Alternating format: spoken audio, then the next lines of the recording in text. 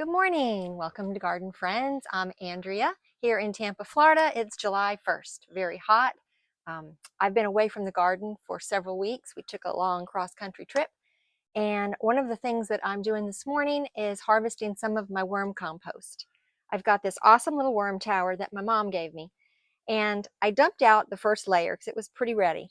And what I found in here was some little guys that I don't think are my friends. If you can see them, I've got some little bitty snails, real tiny. They're crawling around trying to get away from the sun. I think they're called all snails. Um, I'm not sure. They're just snails.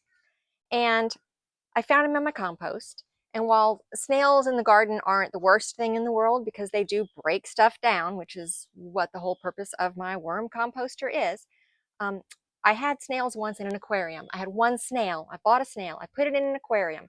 Then I had 50 snails, and we had a situation. So I don't want that to happen with these little guys because they've got a real hospitable environment and nothing in here that's going to eat them. So I'm picking them out slowly, and here they are. Just putting them in a little dish of snails right here, and we will find another place for them. They don't belong in my compost right now. What I'm going to do with this tray, since he's empty and he's got all this great little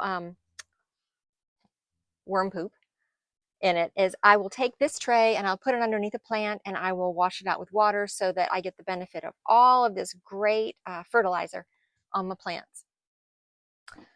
Okay, so now I'm making up a new tray for my worms. I've got shredded paper. I have wet newspaper.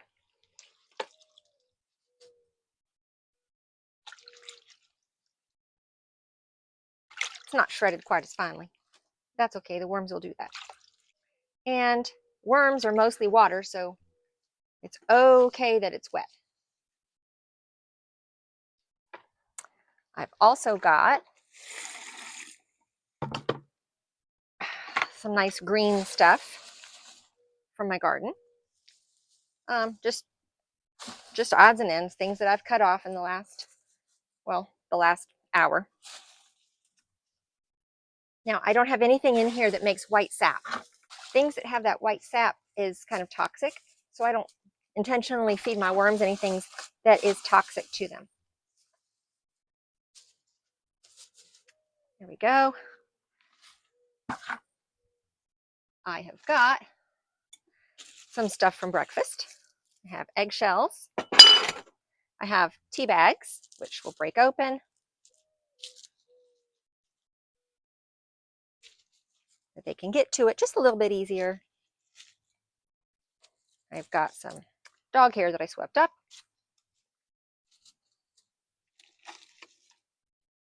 Orange peels. That looks like a piece of a lime. I don't put too much citrus in it. A little bit, it's not going to hurt them. Got a little bit of celery. That was from last night. I also have some worm food. This came with my worms when I got them a few years ago. I don't use very much. I keep it in the freezer because I had it in a cabinet and things started to hatch after a few months, so it's in the freezer. And it is just fine. And last but not least, I'll put a handful of oak leaves. There we go. Now, another thing that I put in there is like some coconut stuff here, the core. But I'm just going to pick it out of this worm bin. And anything that they haven't really broken down well is going to go in here. Oh, and there's a little worm right there.